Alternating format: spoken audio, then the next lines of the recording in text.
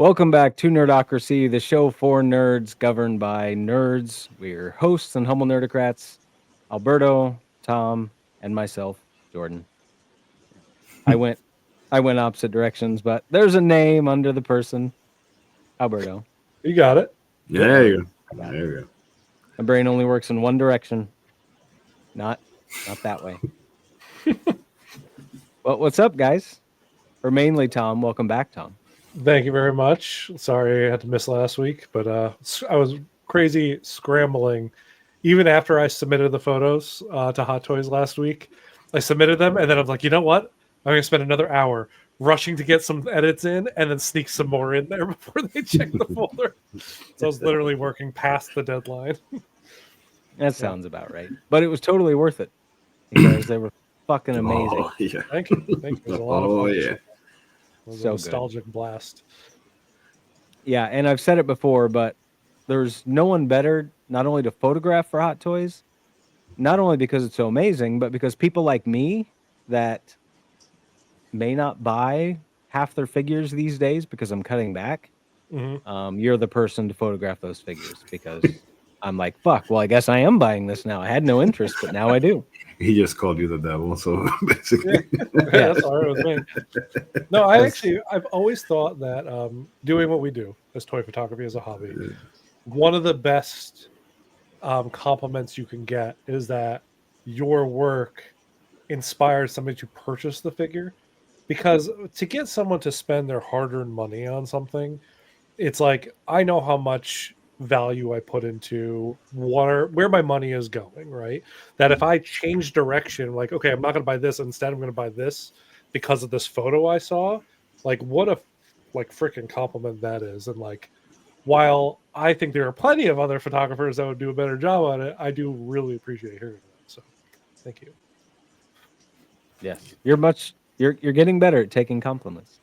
I'm trying. It's a struggle Well, inside of my. somebody has to learn how to take compliments still. So, Oh, yeah. me, I just shut down. I'm like, like, thank you, I guess. I'm going to wander off. Yeah, you over do the here. Homer. You do the Homer Simpson, like. Yeah, exactly. Right into the bushes. No, it's Peter Griffin that goes in the bushes. Yeah. No, it's Homer that goes. Yeah, in it's the bushes. Homer. Yeah. Oh, that's right. They sell Too like many memes fleece in my head. sweater that's all that fleece green, And it there's has in the staring back. Homer on the side. I so want that. Yes. I have enough hoodies though. I don't need that one. I figure we'll start the show with box office because that's my own little thing that I enjoy. You guys can endure it. Okay, you're like, this is the only thing that gives me happiness and glee in my life. Yep. I wait all week to talk for 5 minutes about the global box office. Hit it. My one thing. Let me have one thing. No, this is my thing. Nothing really of note, I guess. Kind of note. So are you guys into Five Nights at Freddy's at all? I watch people play the games. I'm like tangentially interested. I have not seen the first movie yet, but I'm actually more interested in the trailer for the second one. That I'm like, I kind of want to maybe watch the first one and then watch the second one. So we'll see. Well, the second one came out and did 63 million domestic, 46 million worldwide, so $109 million for Five Nights at Freddy's 2 on a whopping $36 million budget. So they're doing That's just a fine. win. That's a win right there. Yeah. Yep.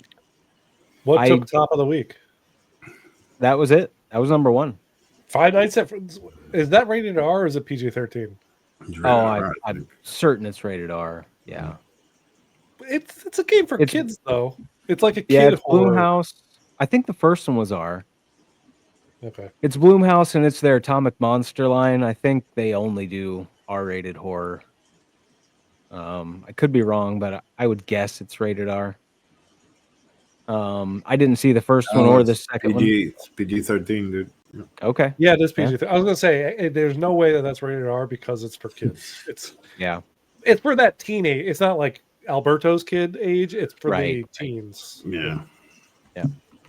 Well, they captured that audience twice now because the first one made a ton of money and the second one's doing just fine. So we will get a 3. I have no doubt. So maybe we'll have watched the other 2 by the time the third comes out. I definitely will have because I'm interested enough. I like the concept of the whole animatronics coming to life, murdering kind of thing. And I mean, I know the games enough to know like when they're referencing, like even in the trailer, there's some good references to game mechanics and stuff. And I'm like, that's cool. They're doing it in a smart way. So I'm interested. Yeah, I got my fill. So there's this little movie with Nicolas Cage. I want to see that one, but I hear it's I bad. can't remember what it's called now. It's slipping my mind, which defeats the purpose of me pubbing the movie. But Nicolas Cage made a movie that is basically Five Nights at Freddy's.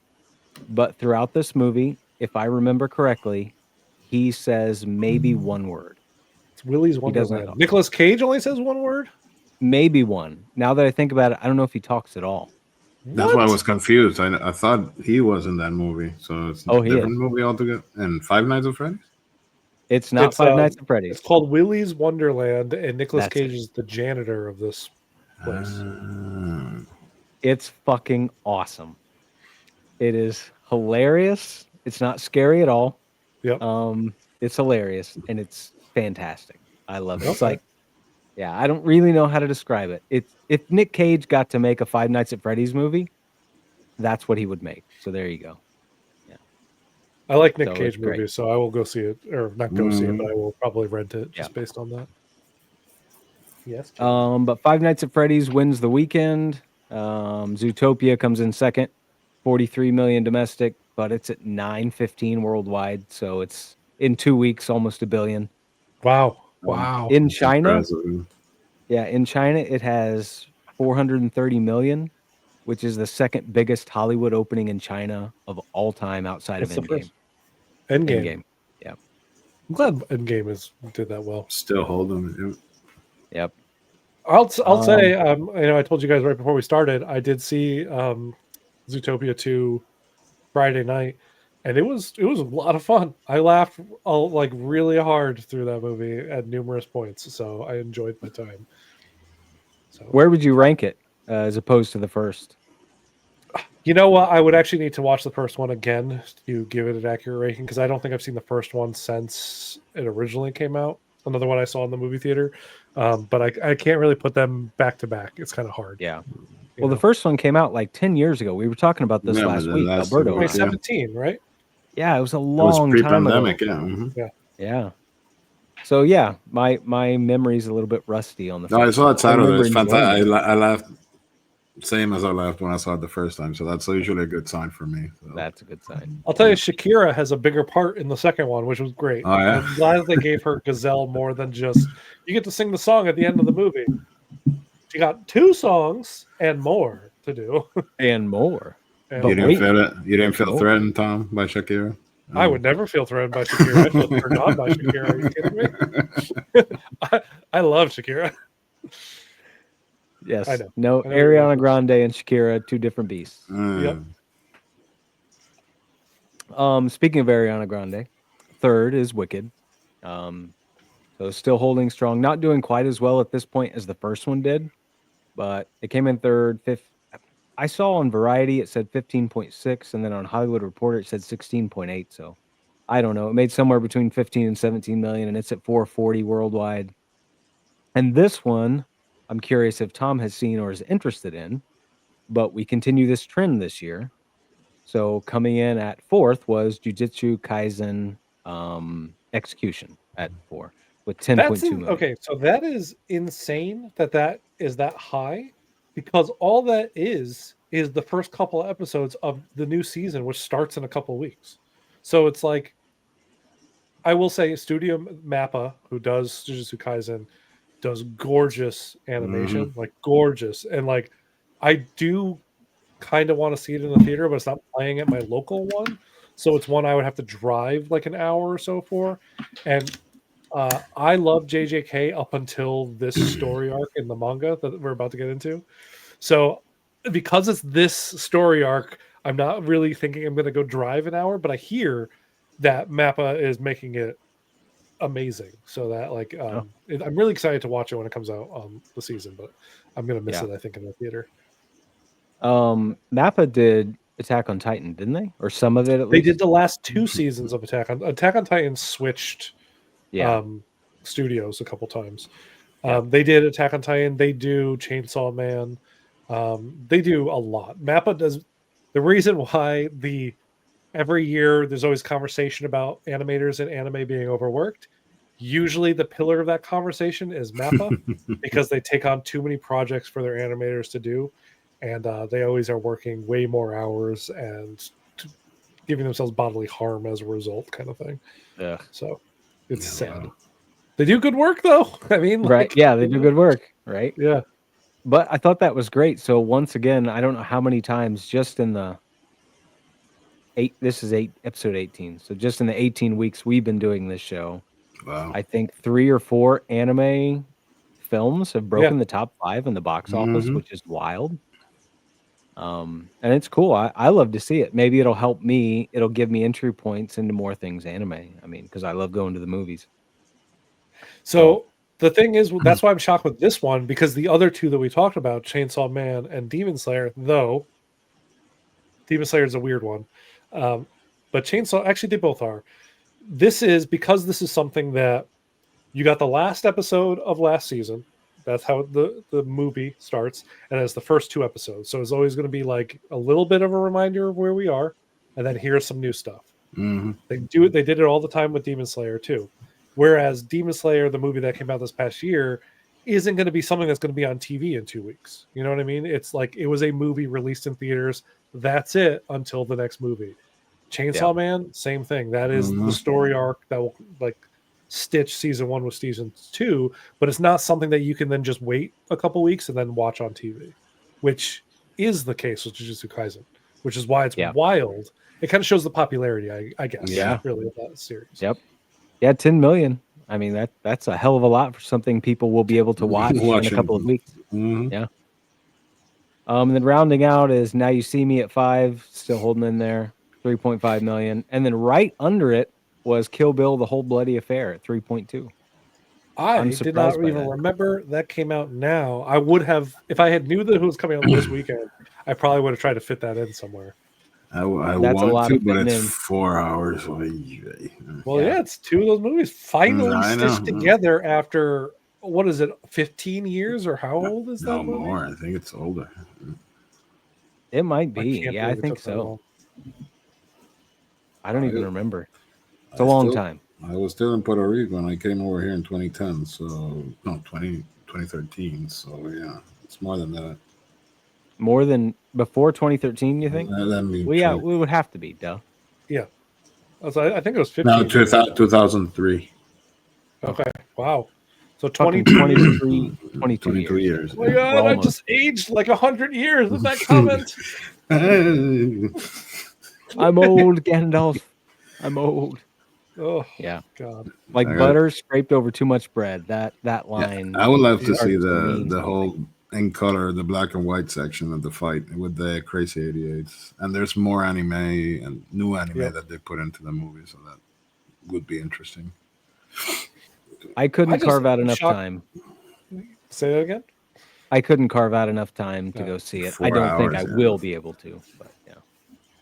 It's when that first came out, I never owned the DVDs because I'm like, I'll wait until they stitch them together to one movie, then I will buy that DVD. I started saying that in like 2004, and it took it took like someone could go from birth to legal drinking age here in the United States within the time that it took for us to get them. That is fucking insane. Yes. When you put it in that perspective, yes, that is insane. And Tarantino's been out on a tirade, just fucking throwing actors. Yeah, I don't know if the movie numbers are going to get affected. Yeah, dude, both Matthew Lillard and Daniel Paul Dano. Yeah. He went after Paul Dano. Thank you. Yes, Paul Dano. Like, I think they're both really. Matthew Lillard was like a big one for us growing up, right? Scream, Scooby-Doo for the kids that are younger a little bit. Yeah, like some great stuff. Oh, Hackers for me. That was a big one when I was in like high school. Angelina Jolie, that's an old one. Yeah. Yep. So, like, there's a lot of great Matthew Lillard stuff, but he's not like Paul Dano is like. He's an Oscar winner, I think, or at least a nominee, I think. Right.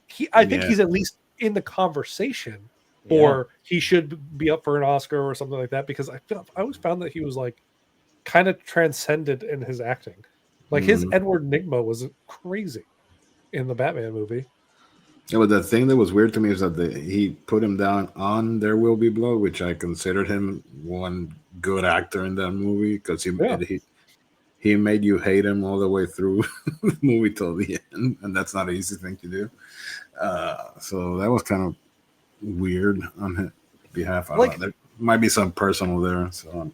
Yeah, and I understood what he was saying in regards to it's hard for anybody to look good next to Daniel Day-Lewis because Daniel Day-Lewis is one of our generation's best actors. Yeah.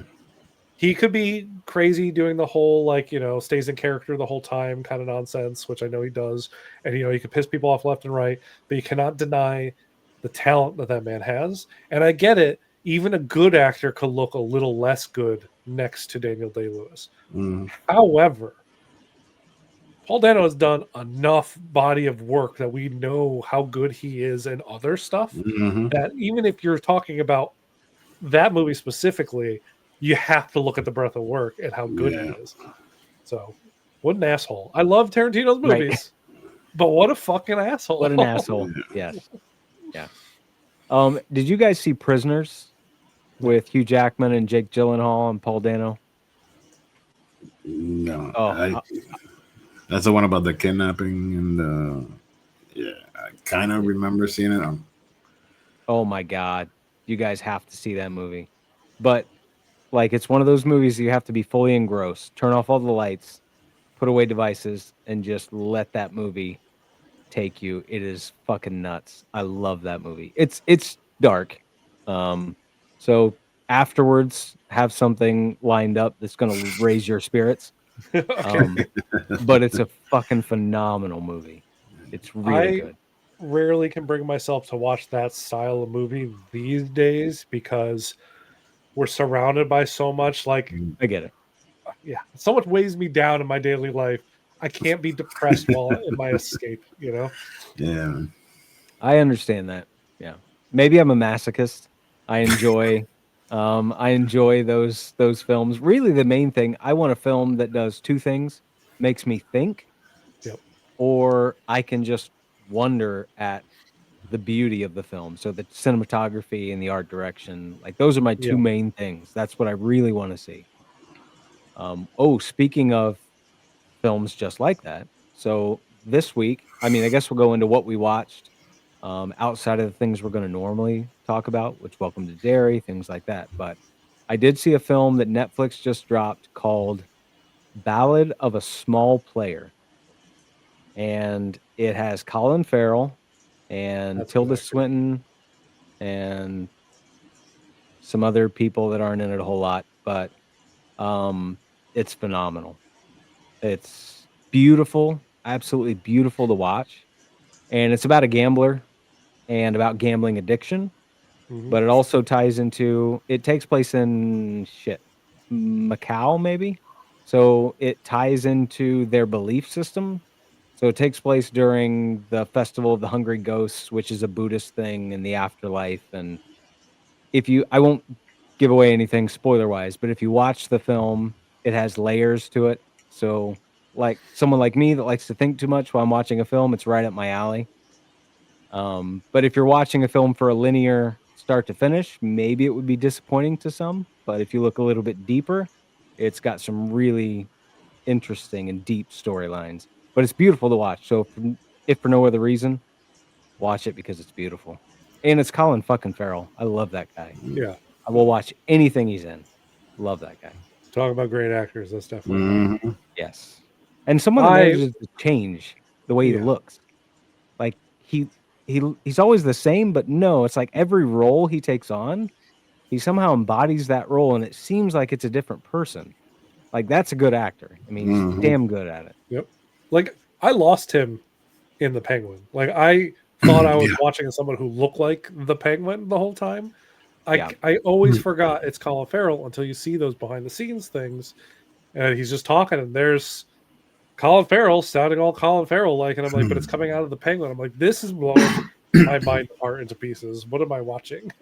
Yeah, my favorite of him is In Bruges. That's one of my top movies. That's one of my top movies. Yes. I did That not movie's like so the good. Banshees of whatever the fuck that is, though. Yeah. I didn't like it as much as I'd hoped. Yeah, same. I enjoyed it, but I never have the desire to see it again. Yeah, I didn't finish. I was watching it with my wife and we didn't finish. It was like halfway through. And Yeah. we watched it because it was up for the Oscar, and the whole time we were like, "This is in It's, contention for movie." Like exactly what I. Yeah, the whole time I think we stopped every 15 minutes and like said that to each other. We're like, "This is what the hell?" Like, great acting again, great acting, but it's just like because like what's his name, Barry? I don't know how to say his last name. Keegan. Another Keegan. great actor, right? I think he's phenomenal. I think he's another like shining star. He'll be with us for however long he's alive, kind of thing in Hollywood. And he did such a good job in that role of that like town autistic person that he was. And I liked all the portrayals of all the characters, but the whole story of it, I was like, what? Yeah, it was. Yeah, I still don't know. I still don't really know what it was supposed to be about. I haven't figured About that a friendship breaking up, and then what? And then yeah, exactly. That's exactly right. I And remember then, cutting off fingers and shit and stuff. I was like, no, that's. I think that scene did it for my wife. This shit, it's not gonna win an Oscar. So bad. I'm watching this. Yeah, I forgot about that movie. I could list off a lot of Colin Farrell movies that I love, and that's not one of them. No. So Daredevil, right? That's one. Oh, top of the list. Come on, man. Colin Farrell is Crosshair. That is Crosshair. Bullseye. Yeah. Bullseye. Sorry. Yeah. He did have crosshair. Shows you how much. Yeah, shows you how much I give a shit. But yeah, that was rough. Forgot about that. I forgot he was even in it. Most of us have. So yeah. I can never forget. How can you forget that? The way how he caught all the glass shards from the breaking window, and then he just do this and send them off at Daredevil. I have and Ben Affleck's twirling in the air trying to dodge them. I have a box like in The Shining. I keep every horrible thing I've seen over there. I leave it back there, looked up. No, you've got your Dick Halloran box. Everything's tight. Yeah, everything is there. So yeah. Dude, that was an era. There's some horrible shit in that box. I'll tell you that much, but I don't care to remember. Keep it shut. Yeah. Yeah. That was an era of superhero film that was wild. Like, if you remember back, that was just some wild shit. Blade was the only thing that was noticeable back then. So Blade is well before that, though. Blade 2 was in that vein.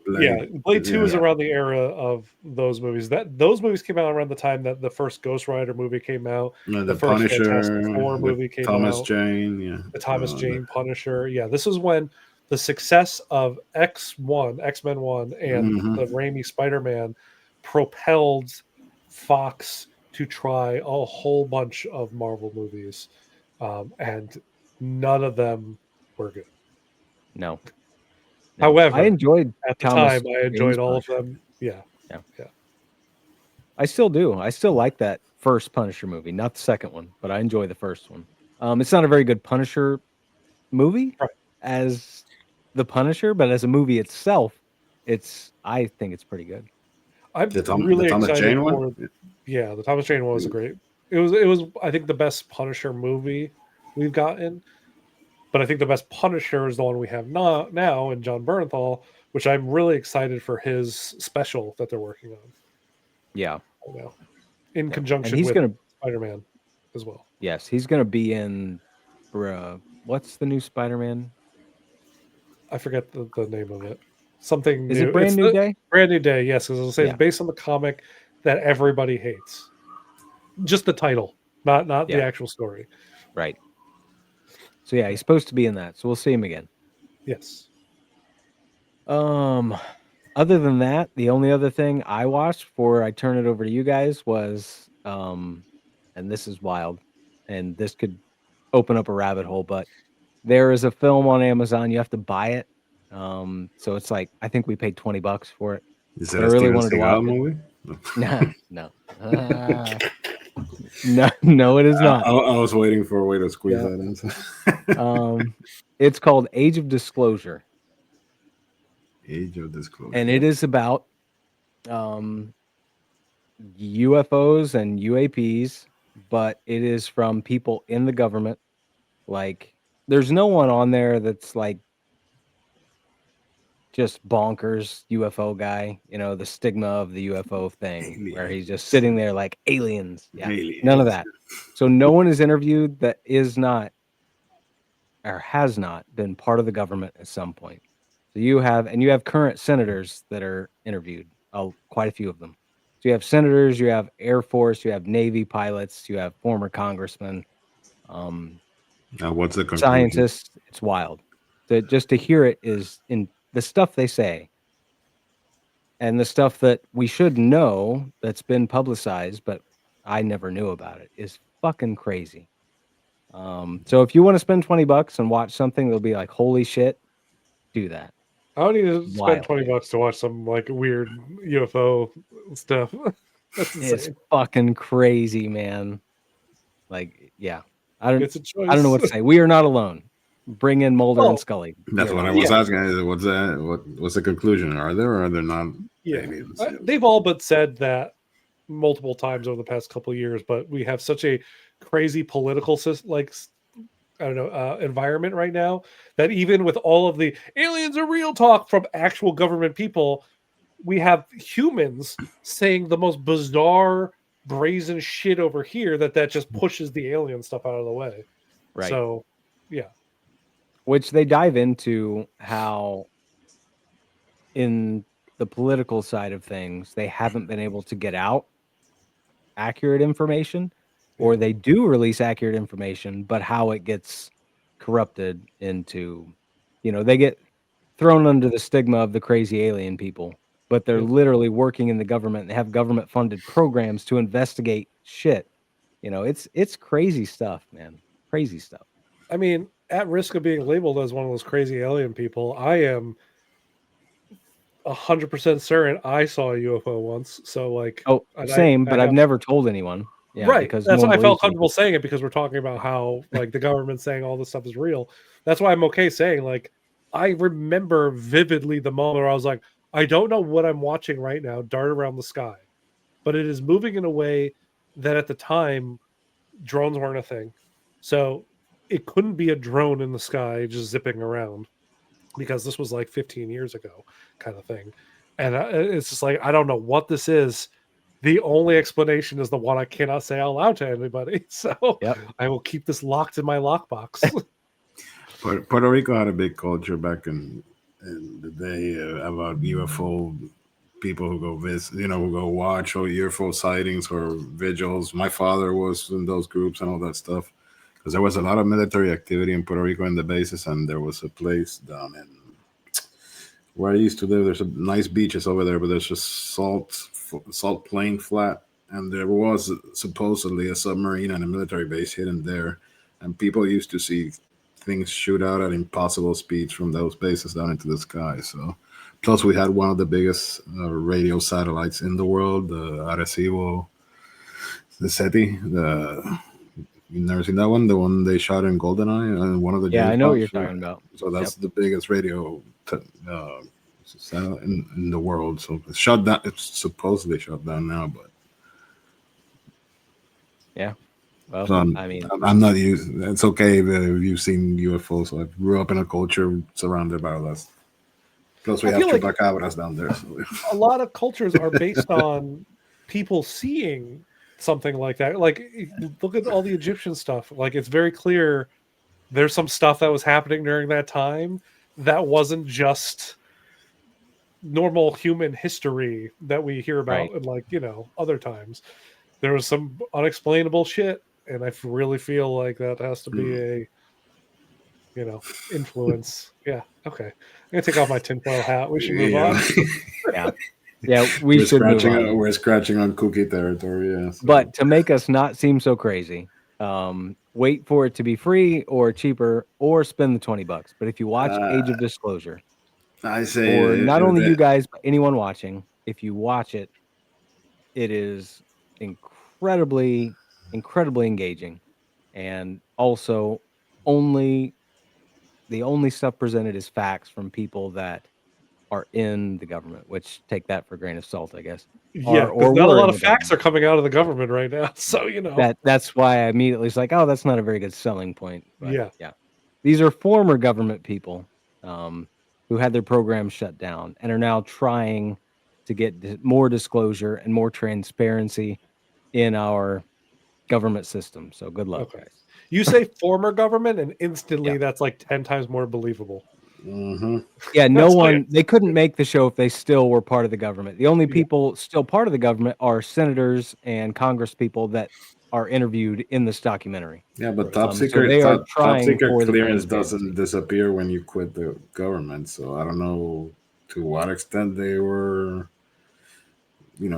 classified or when. How the hell Well, that it goes into all information? that too. One guy says at one point, if I Okay. end up dead, at least I was in this documentary, Yeah, and I'm saying it now. they always sell that. So I end up Yeah. dead. Who's Oh, gonna yeah. kill you? Who's gonna kill you over an alien, dude? So yeah, so No, they're too busy covering up other things. they Like can people kill you who for know a drug prostitution, ring in Miami. So for that, they can kill you for aliens. I don't think they'll kill you. So. Technology. It's really their technology. Like that's the whole point. So if we have this stuff, we need to use this technology for clean energy and all of this kind of these sorts of things. So that's where the money's at. That's where the power's at. So if we have advanced technology, we can take it and learn from it and do this, or this. So of course they want to keep that secret because we don't want the world as a whole to have clean energy. So yes, we have to privatize it. You You know. remember? we You do want the remember? world as a whole to have clean energy. We Yeah, Oh, do. we do, but our government does not. Oh, You remember? no. Yeah. You remember Paul, the movie, Yeah. where Yes. Seth Rogen? Yeah, it's basically that. So Yeah, basically that. He reverse engineers all his stuff for cell phones and all that stuff. So yeah, Well, we went off down a rabbit hole, which is fine. I mean, it's part of the show. Part of the Yeah. it's okay. full transparency We've this talked Nerdocracy. about ghosts. We've talked about aliens. It's fine. So. Yeah. See, now We ghosts are I a don't horror believe show. in. Aliens are real. Ghosts not real. That's Not my real. stance. No. No. Those are bullshit. I draw a line somewhere, and it's a ghost. Okay. Yeah. That's my hard line in the sand. But that's what I watched. Do you guys watch anything this week outside of Derry? Pluribus. That's the only thing. Oh, and yeah, Derry. So. Yeah. I watch a lot. Yes. I watch a Derry lot. for sure, Pluribus for sure. I watched Fiona and Cake, which is the sequel to Adventure Time. Adventure Time. Be Yeah. meaning to And watch that one. Yeah. Oh, man, if anybody watching this hasn't watched Adventure Time and has ever been Adventure Time curious, I gotta say it's one of those shows that you think every episode is just like a weird non sequitur standalone episode, but it's not. It's like one of those things that like little things get dripped in that eventually become this long standard lore through the show. Mm. And one of the things I love is that there's 10 seasons of Adventure Time, and in that time there's so much lore, there's so many characters you get introduced to. And with Fiona and Cake, what they're doing is they're circling back and they're like, we're going to start connecting the lore of this character with the lore of this character that we've never gotten a backstory for before. So we're getting backstories of all these other characters, and it's just like, if you're a fan, man, it just constantly builds this world and makes it much more richer. So love that show. I can't talk good things enough about it. And I'm watching a lot of anime, obviously. My Hero Good. Academia is ending. One more week left, which is the saddest thing. That's it. Then it's done. It's the end of the entire series. Mm-hmm. Yes. Season 8 is the final season. Next week is the final episode of the final season. And it's every episode has brought me damn near close to tears in the past couple episodes because they've been so moving. It is great. I think it's going to go down as one of the best animes of at least this time period. That's good. Gachakuda is another great one that's coming out now. Sanda is one of the ones I really look forward to every week. That is about a kid in a post-apocalyptic future where keeping kids as children is like the most important thing in life, because adults, essentially all adults, like your life is over. So it's like everybody's prearranged marriage. You get taken from your family, you get put into these schools. But the weird thing is the main kid that you follow is apparently a descendant of Santa Claus. And when he's wearing red or gets stabbed in the chest, which is what happens in the very first episode, the very first time, and blood starts pouring out of him, he turns into Santa Claus. And Santa Claus here is a giant superhuman, muscular beast of a man with sleds that shoot out of his feet. So it's wild, but I love awesome. it. It's so bizarre. It's so murdery for a show about Santa Claus. Yeah, it's great. So a lot of good stuff out there. A lot of good stuff. You just got to find it. You know, you want aliens, Amazon. You want anime, wherever Tom watches anime. Santa Claus anime, it's great. The Santa Claus anime is actually an Amazon Prime. That's the only place it can be seen right now. Yeah. There you go. Amazon. Jeff Bezos will bring you aliens and Santa Claus anime. Boom. It's interesting because that's the same animation studio that's on Dan to Dan, which we've all talked about. Oh, that's nice. Yeah. So that's what actually brought me to it, is knowing that Science Saru, who's that animation studio, was coming out with a new show. And I was like, it's a Santa Claus show. Like, what the hell? Will I try this? I'm like, yeah, it's Science Saru. I really like the director on Dan to Dan because he's a film buff. So a lot of the scenes are filmed in ways of specific films that he loves. And so you get a lot of that same kind of care and attention to the way this show is presented, and it's cool. So Dan to Dan, so good. Yeah. Now the theme song's in my head. Down to down to down to down. Perfect. Yeah, so good. Yeah. Alberto, you watched anything outside of our homework? No, man. Busy week. So yep. Just Pluribus and Derry. Yeah. My homework. Yeah, your homework.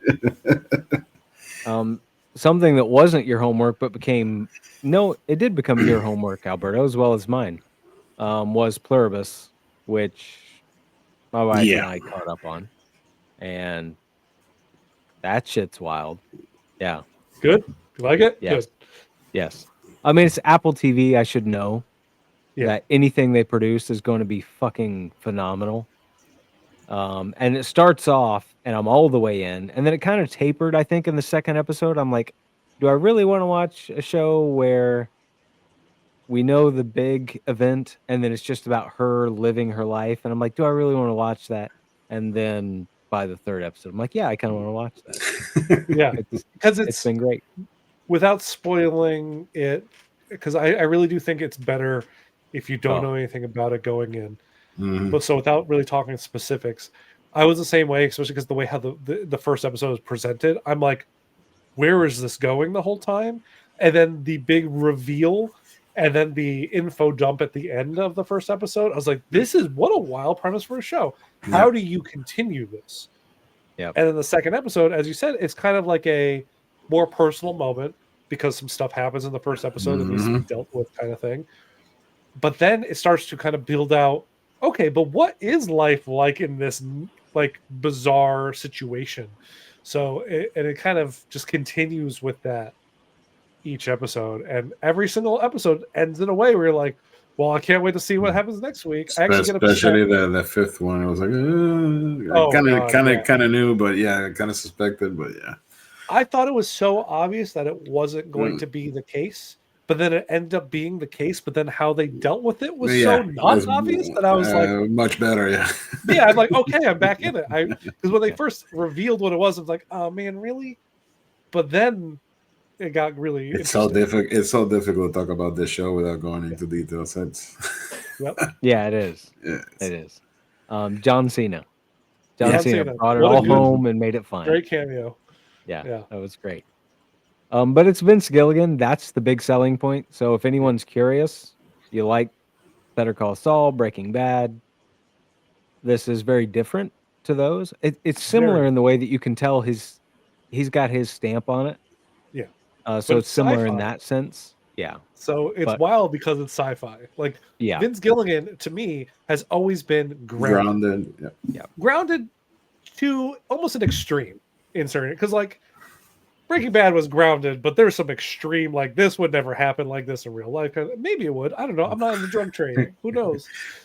I swear. I swear. I didn't see anything out of the ordinary. He's like, I'm not in the drug trade. I swear. So, but it's just wild to see him take like such a. But it's him trying to make grounded something that might seem impossible to be grounded. Which actually, the more you see the show, the more you can see how this can be a possibility and how you would work out if this was a real situation. So it's very odd, but it sucks you in because you're interested to see how this is going to evolve and where it's going to go.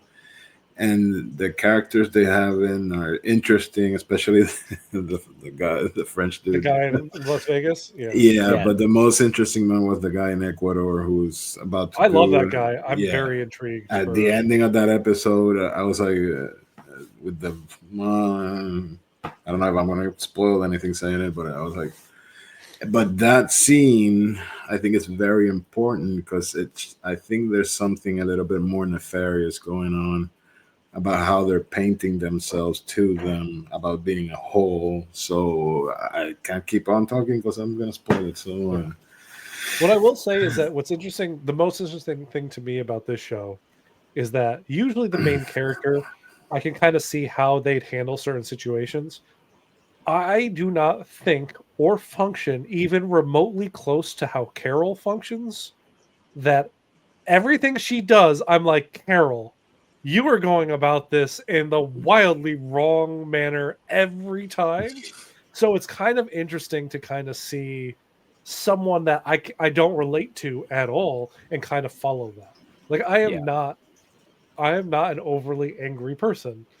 Like Carol is always on the edge of flipping her fucking lid, right? And she goes to the point of she doesn't care if she seems crazy to the people she's talking to at all. And to me, like I can't be like that. So it's just like it's wild to see it just through a different person's eyes in a way. It is. Carol stresses me out. Yes. Like, which is what she's supposed to do. Yep. And it works. Yeah, but how do I say this without going into because she is the only North American, so that what might seem as a normal person within our community as an angry person might not seem the same to somebody from Central or South America, especially from India. So that's why there was so many harsh interaction when they met in Spain in Bilbao. And it's more about the human condition dealing with something that I don't want to say post-apocalyptic. It's so difficult to because it's like a big event happened in the world. So this is all post that event. But it deals with the human factor, and you can't kind of feel like, why are you doing this? But there are people who might react that way. So it's tons of people will react that way. I know people like Carol 100%. It's wild for one of them to be the main character that you're supposed to worry about and think about and like be like, no, you got to do it this way or something. Like that's not how you respond to this situation. Or and it's interesting how other people decided to face. I know I have a lot of friends that would have gone the French guy's way and be doing all the shit he's doing, and some other might be locked up, switching. I feel like I resonate more with him. The guy. Ecuador, I think. Is it in Ecuador? I thought it was in Peru. Paraguay. Paraguay. Yeah. There you go. That's why. The guy in Paraguay is like, that's who. Every time we got to his scene, I'm like, yeah, this is exactly it. Yes.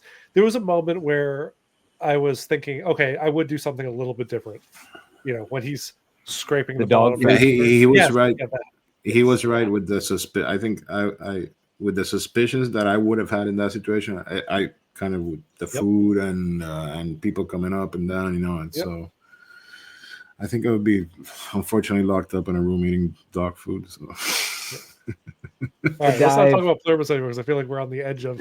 We are on the edge. And how many episodes is it? Like 8? 6, 9? I think it came out this week out of 8.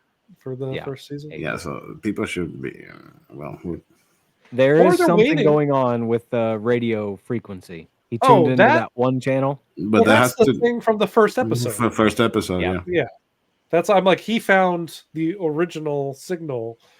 Right. It's just What I'm how saying is, how they figure that out will be interesting.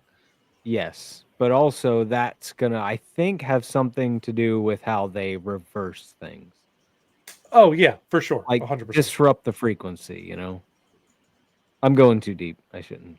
I don't Shouldn't know, say man. more. Is it reversible or is it? It's not, I don't think it's reversible from a frequency. I think what the thing is that you're looking for is that reversing the process that comes from the signal is what they need Right. to do.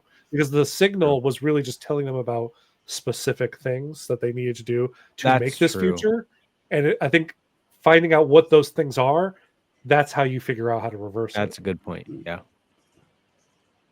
Yeah, I don't know. And once again, we're not going to know. Like, they plan on running this show for a while. I have no doubt.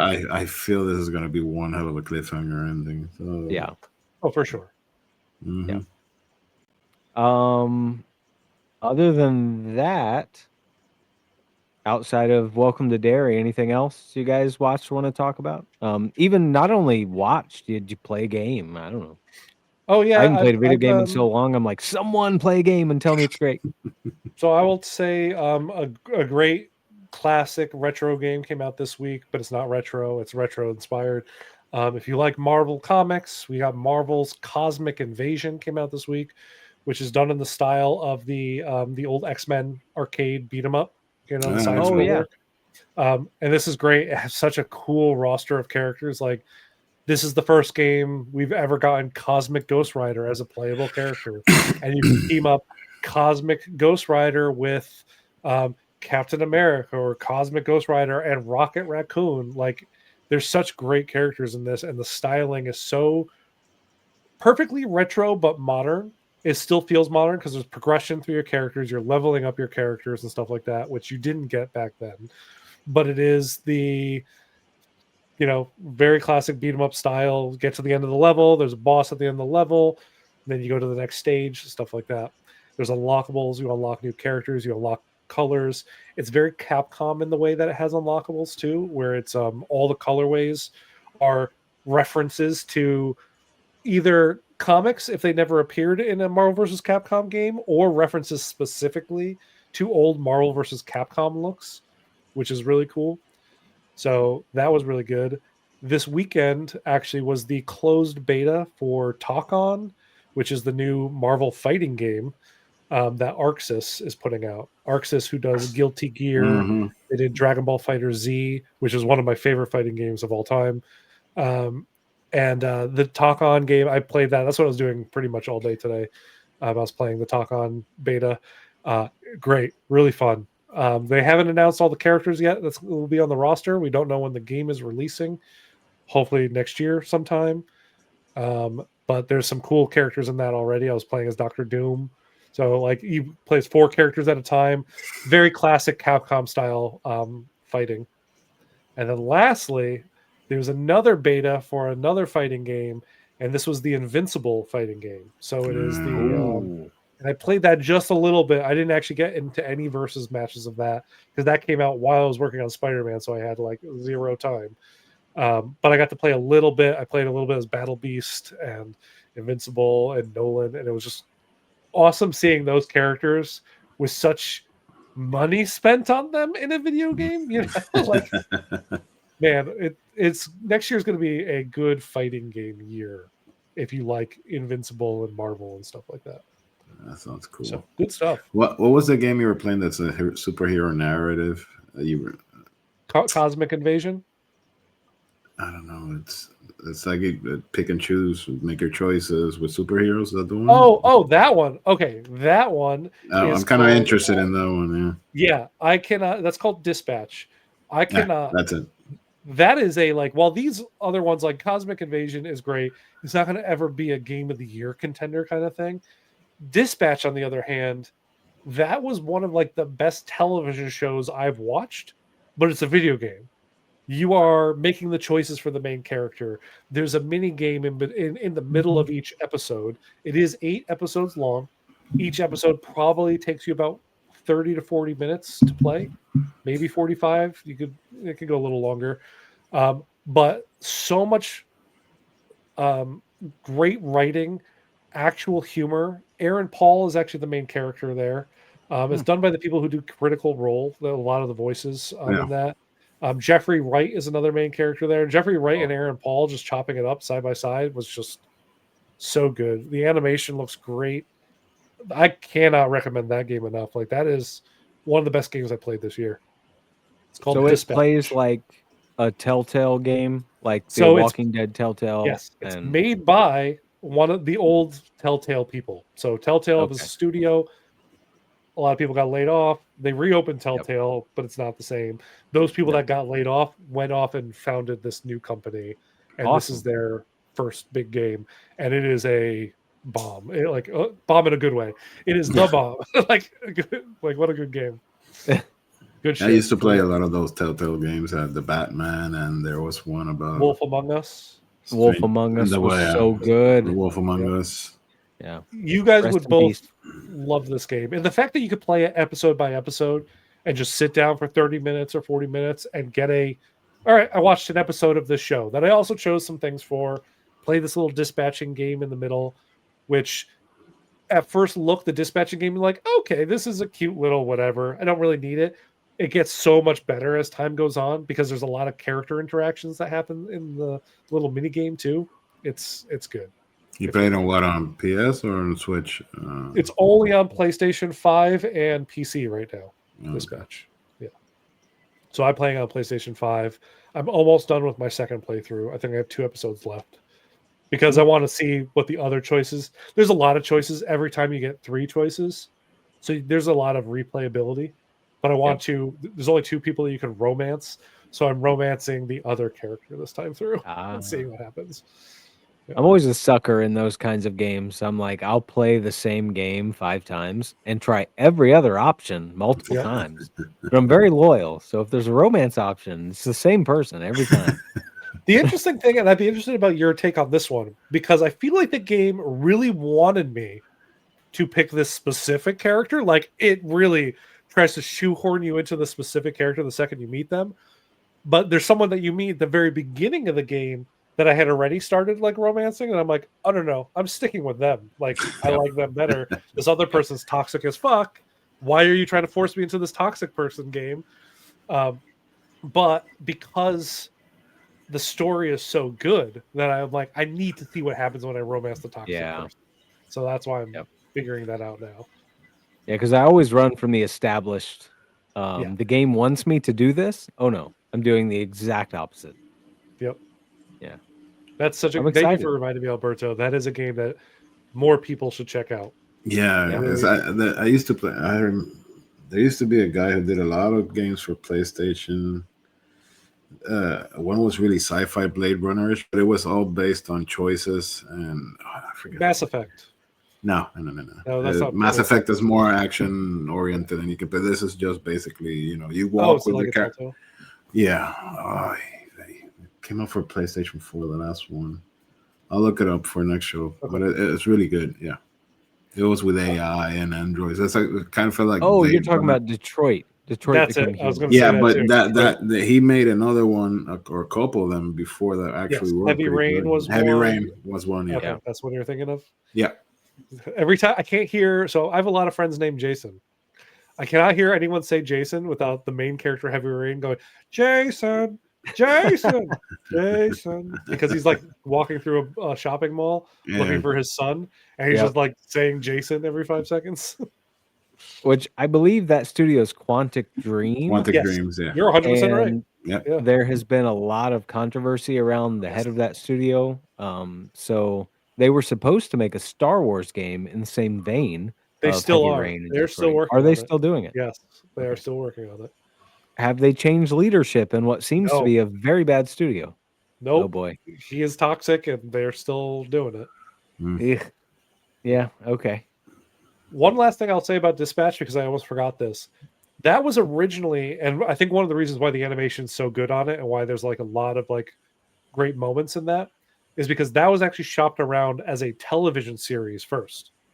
So like a lot of the work was done for the television series, and then when it got declined all the time, and then when they finally decided to turn it into a video game, which I actually, after experiencing it the way I experienced, I think was what a blessing in disguise. It got turned into a video game because I think this was the right direction for it.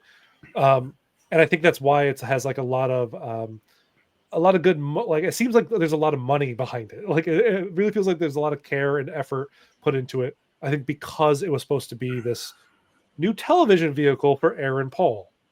Yeah. And Jeffrey Wright. And now they're like, okay, let's turn into something different. Wow. So, yeah. I've seen a lot of people post about it. Not just you, Tom, but a lot of stories about people playing the game. Yeah. So where do you think we're going to get figures from this? Is it big enough for that? I think the video game tend to get figures. They don't tend to get like the best figure makers on stuff unless it's like a Nintendo game or like Kratos. You have third parties kind of doing stuff. Yeah. We might get some bullshit statues and stuff like that at some point. I don't know if we're gonna get like full on figures. Yeah. There's some cool looking characters that would make some great figures for sure. Because it's mostly heroes. However, your team are reformed villains, so your team are all pretty much villains. That's awesome. Yeah, it's a good premise. Yeah, it's like the Suicide Squad kind of, but different. Yeah. Okay, I'll have to play it. I have time for that for 30, 45 minutes. Yeah, that's why I'm interested. It's episodic, and so I can actually do that with coffee. Except I don't have time because I have to go back to the drawing board and create a whole new shot for our Mythic Legions narrative because mine is not worthy. It was never worthy, but now it's even more not worthy than it was. Oh, I doubt it wasn't worthy. Yeah. It is. Trevor messaged me. It was like, "Are you game to take on the next day?" I was like, "Fuck no! I got 2 figures in the pipeline. I can't. Like that's not happening anytime soon." And so I was wondering who he was going to pick, and I'm so glad he threw you under the bus. No, I did. I said I pick him. I mean, I have one I could post tomorrow, but I don't feel like it. Yeah, there's no rush, dude. So yeah, there is no rush. We'll see. I have an idea for Valdor, so that'll have to come first because it's already built in my mind. So it'll have to be that shot, and then I'll either stick with what I've got or come up with something else. But I have a big day tomorrow, a lot of driving, probably 280 miles. So I'll have plenty of time to think. Yeah, plenty of time to think. The last big thing we'll get into, Welcome to Derry, episode 6. What was in the name of the father, I believe. Something to that effect. I think so. Weird, because this was the crazy one. This was a very interesting episode. They're doing something different here. Yeah. I think the show has picked back up a lot for me. We talked about it kind of story-wise went on a little dip, the bad CG and then but the last 2 episodes have been great. I've really enjoyed them. But I do feel like we're kind of just hurtling towards the black spot incident. And we don't have a lot of time left to flesh out everything else. So I don't know how they're going to put it all together in 2 episodes, but I'm sure they'll do it just fine. I'm sure they'll do it just fine too. Yeah. I don't know. I've been enjoying it so far. I didn't find that the story was starting to lose me, but I did hear a lot of people express that kind of same sentiment. Yeah. This one, I will say, this latest week with the whole father side of things, because clearly, in my mind at least, it's very clear that Pennywise is using that father connection to kind of just he's faking it with this girl. I do not think that, because Pennywise isn't her dad. No. I think the alien parasite just took the form that resembled her dad, maybe when it crashed or something. Oh, of course. Yeah, because now Mrs. Kirsch can bring him fresh kids in the hope to see her father. And I think he knew that kind of at that moment, and that's what we're kind of seeing. Yep. Yeah, 100%. And she is alive later on in the story. I mean, she is... Beverly goes... The old lady, do you remember in the It film? The old lady. Oh, yes, I did have this conversation with my girlfriend, yes. The old naked lady. So that is Ingrid Kirsch. Yeah, that's insane. So she survives all this shit. Now, whether or not Lily and the others survive, because of Ingrid, I don't know. But the whole her turning into a clown, dressing like the clown, Yep. that shit is crazy. Mm-hmm. Very Yeah. crazy. It's wild. But I'm enjoying it a lot more than I was a few episodes ago. Alberto, I know you said you kind of were tapering off as well. You feel like you're coming back around. You excited to see how this rounds Yeah, no, out? I'm good. Yeah. The last two episodes have been great. I've enjoyed them very Yeah. much. It wasn't the story, it was the CGI effect that kind of like Yeah. Yeah, their But CGI has been. I've always enjoyed the it story per se, so I think you know it's I'm pretty hyped to see how all this is gonna end. Kind of have an idea, but Do you? you know, no, yeah. So Yeah. How do you think it's going to end? I think everybody's Just gonna die. So Pennywise yeah. cleaning Mhm. up shop? Yeah. I think I they're mean, gonna he's at do the it. height of his powers, I but hope we they. have to I hope they go do a ahead. little bit of a backdrop between father and daughter, a history between the two of them before they go all out, because they haven't touched how he became or he was consumed by the parasite. So hopefully there'll be a little bit of history of that before whatever the hell is going to happen at the end. So, but I don't think this one is going to have a happy ending like it too. So, Oh, better No. not. No, because something has to make it go dormant again, right? Like Yeah. it has to disappear for another 27 years. That's just kind of the cycle, right? Every 27 years. Well, that always Yeah. does. It Yeah. comes out and it eats, and at this specific time, Oh, it after just it's finished hibernates? its feeding cycle, it goes back to sleep. Okay. I always kind of thought that somebody like the Native Americans that we saw Yeah. build this fence around and kind of just forced it back to sleep. So if it is, it just kind of goes back to sleep on its own. Yep. Clearly everyone that we don't know is alive in the movies will probably die. It's going to be a bloodbath. That's Um, that's what, two people in the show as of right now. So that are Yeah. that that one, at least one grows old and gets killed by Jack Nicholson at some point down the road. Isn't one of them isn't one of the kids the parent of one of the kids from the It movie? Yeah. Yeah. Will Well, three. That would be would three be the then. parent of Mike Yeah. from the It movie. Yeah, well, he doesn't make it to. Yeah. So. Yeah. So we know Will survives the show. Yeah. But that's about it.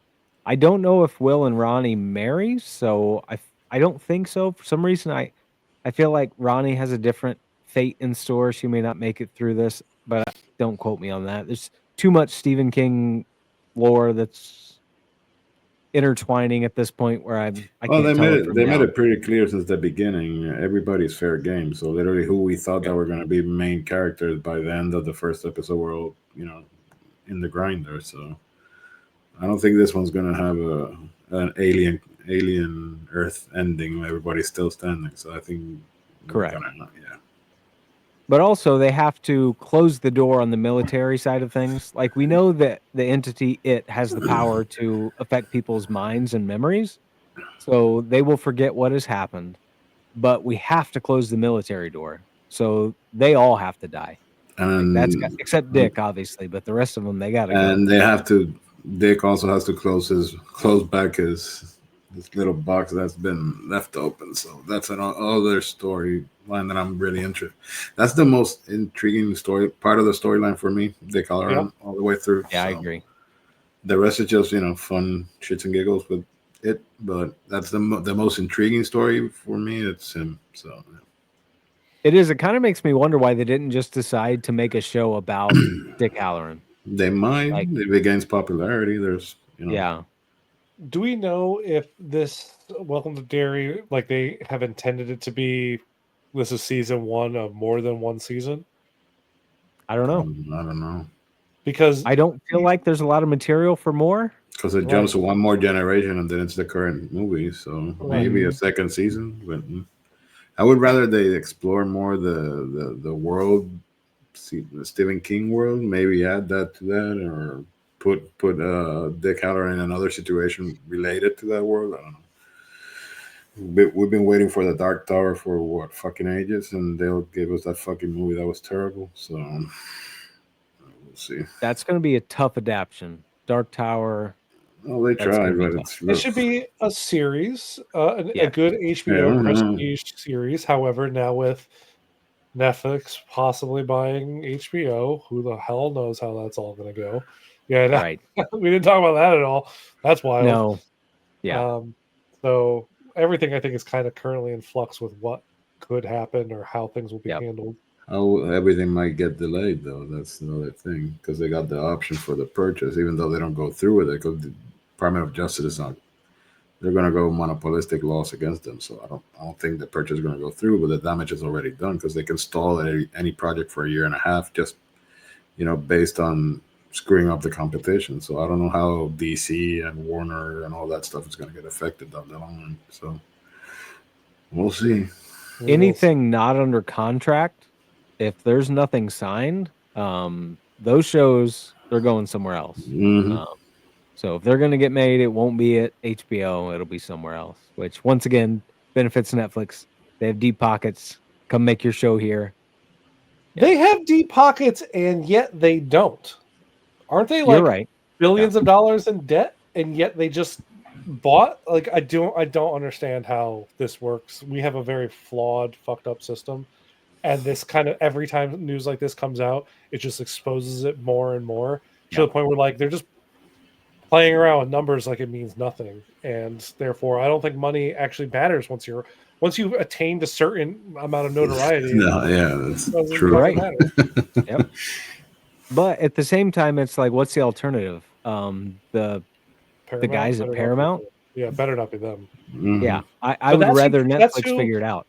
The diaper baby in the Oval Office wants. So he's going to put a stop to this right now because he wants Paramount, because Paramount wants to invest in the diaper baby. So which would be very bad for, regardless, the acquisition of Warner Brothers is bad. It's bad for creativity. It's bad for the studio. It's bad for creatives. Yep. But it would be even worse if Paramount were to take the reins. Absolutely. Yeah. So I don't know. It's like a lose-lose. I guess the lesser of the evils would be Netflix. We need an independent to kind of come in and buy Warner Brothers, to keep Warner Brothers its own unique thing. 87 billion. That's got to be one hell of an independent. We need an independent overall in the world at large to come in and just fix it. Please fix it. Shut it all down. Start from scratch. Yes. Carol. No, Carol's too angry. Can't do Carol. Carol's very much too angry. She's way too angry. But no, I'm enjoying Derry. I'm excited. We've only got a few episodes left. 7's tonight. I won't watch it tonight, but yeah, we'll get around to it at some point. I will watch it right after this. Mm-hmm. Oh, very nice. I'm sure Alberto will as well. Yep.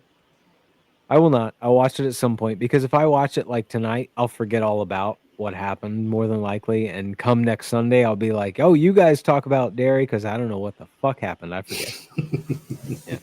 Pennywise showed up. It was great. Oh, hey, I'm just glad we're getting more Pennywise, Yeah. It's someone said after last week's episode or 2 weeks ago, they're like, I really want InArt to come out and do a Pennywise based on the show. And I'm like, I would love that because I missed the first Pennywise. So do a new Pennywise with new accessories and stuff like that. And I would jump and dive right in and pick that up myself too. Yeah, I'm trying to think. He could come with a knife that he can't hold, but that could make for a great shot. Yeah, I want him to come with the crazy head that he was about to eat the little girl before the fucking knife in the water started glowing. Oh, Lily. He had that like really wide head where his eyes were like over here. Really small, that weird, crazy look of his. Yeah, we'll get that from NECA long before we get it from anyone in the 6 scale world. Yeah. But it's fine. I'm still tempted to this day to buy the NECA Cooper Howard after we talked about it, Alberto. Or McFarlane, sorry. McFarlane, yeah. Yeah. Because I just want a Cooper Howard figure, and I'm not sold on either of the 6 scales, so I'm like, I have the McFarlane in a package that they sent me a while back, so yeah, it's over there sitting. I haven't opened it yet, so I need a fix, and I'm so excited for that show to come back. And thank you guys for convincing me to watch it, because it's fucking awesome. You're welcome, dude. I'm really glad. And just in time for what next 2 weeks? Next week, actually, I think. Yeah. Next week? Yeah. The 14th, next Sunday, I think. Yes, next Yep. Sunday. Mm. Is that the first Sunday. episode of it? Mhm. Yep. Nice. Right after the Game Awards too. That's great. Oh, are the Game Awards next Friday. Sunday? No, Oh, next wow. Friday. Interesting. Yeah. next Claire Friday night. Obscure probably gonna clean the Oh, slate. Claire Obscure will, yeah, and they deserve, rightfully so. They deserve to clean house. I am sure Death Stranding 2 will pick up a lot of awards as well. Some say because Silent Hill, the new one, also. It's, Silent Hill. Okay, so I watched a stream of that. However, because when I'm watching streams, a lot of the streamers play it in English. That way, you could have it in the background, like, and I could hear the characters talking.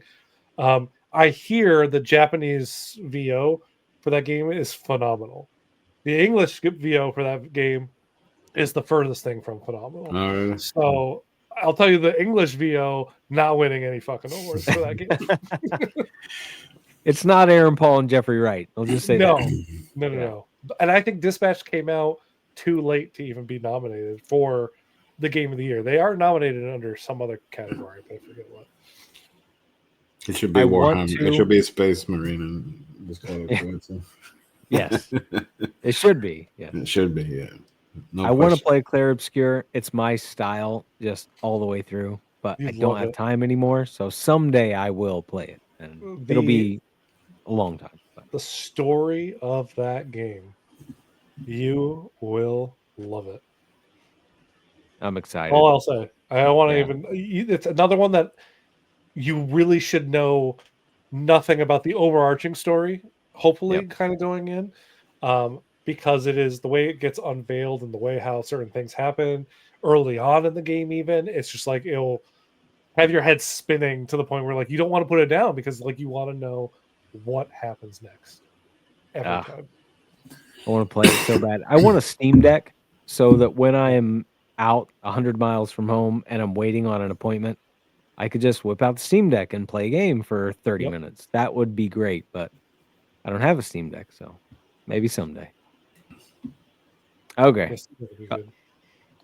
Went a little long on this one, but anything else you guys want to cover before we I think bid maybe we'll adieu talk to this more episode? in-depth Stranger Things maybe when the next Stranger Things package Totally of forgot episodes drop. about Stranger That's fine. I was thinking about it, but like it's like to get into it now, it's like it's a lot of questions, which Mhm. within a month and a half we will have not even, oh my god, in like a few weeks we'll have all of the Yeah. answers, right? Yep. So Which are you guys going to try to go to theaters if it's available and watch the finale in theaters? Nah, I'll watch it at home. No. I'll watch it. I'm gonna go. I watched Although everything you on my you can appreciate the big budget that they put in because those Demogorgons look fantastic. The effects have been Demogorgons look fantastic. good, but like Welcome to Derry, there were some moments where I'm like, this looks like it was just a color form sticker Mm. slapped on and they just dragged it across the screen. Like it does not fit in this world. The CG, Yep. the quality of the models look good. The marrying of the actual world with the real did not. Nah. But that's Yeah. fine. Whatever. It's done so well. Yeah, I loved it. I'm totally gonna go because we have an Imagine theater very close to us, and they'll play the Netflix films, Frankenstein. That's where I watch Frankenstein. You know, they'll play all of that stuff that you can't get at AMC or the chains. So I have no doubt it'll be playing close to me, so I will get to experience it in theaters, which is gonna be fucking awesome. I'm in. I will say, I don't think my theater here would have it. And even if they did, Yeah. when I went to go see Zootopia, the seats that we had, both chairs that me and my girlfriend were in were broken. So it's like not only do we have people on the right talking to the point where we ended up moving early on in the movie, and then people where we moved to, then 5 minutes later, people showed up and they're like, "These are our seats." We're like, "Fuck, we got to move back," which got the people to shut up. When we left and came back, they were completely silent after that. No, that's I shame think they treatment. realized that they were talking to the point that That's it got us to leave.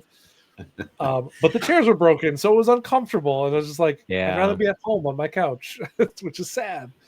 Yeah, I they just got to wish we had a fix the big- experience. Yes, Yeah. agreed. They got to fix it.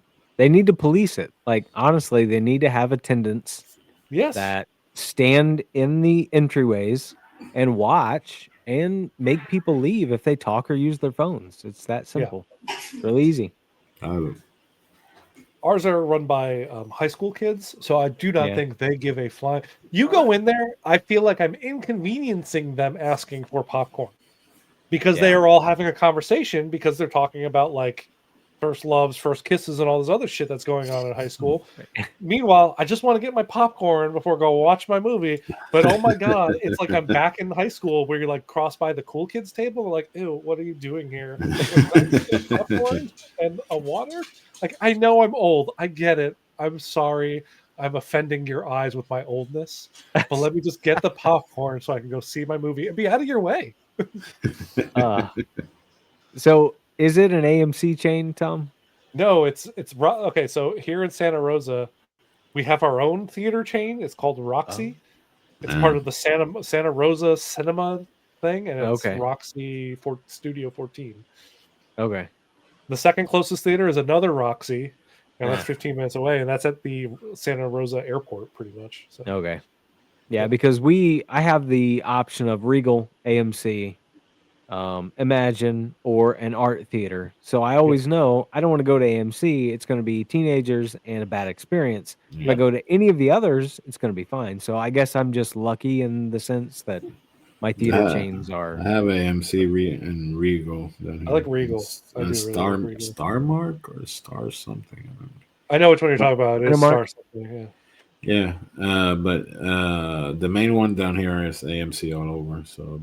But the Regal is really nice down in Winter Park, and I got episode Revenge of the Sith the other day. I saw over there.